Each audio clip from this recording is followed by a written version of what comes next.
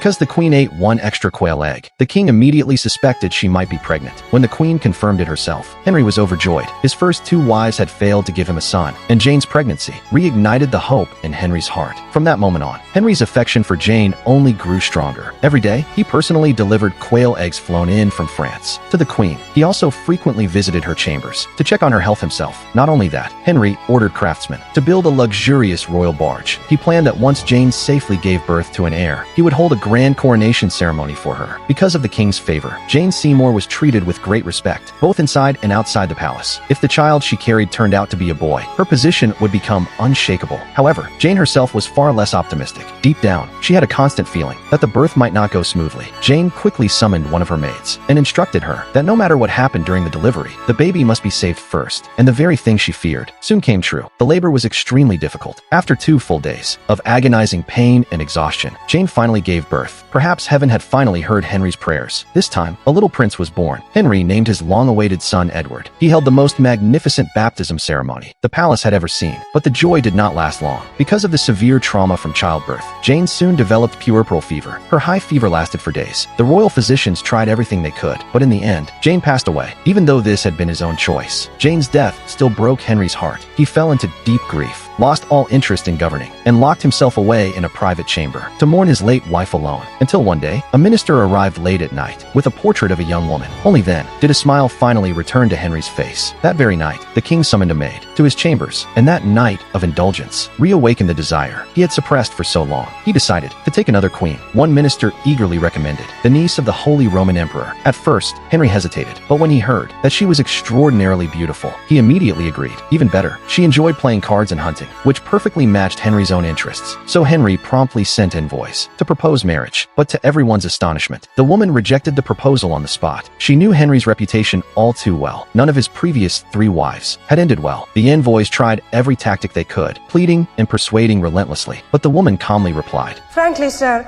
if I had 2 heads, then one would be at His Majesty's service. Alas, I have only this one." After being turned away, Henry had no choice but to settle for another candidate. With constant persuasion from his ministers, Henry finally agreed to marry a German princess. But when he went to greet her, full of anticipation, what he saw before him instantly filled him with disappointment.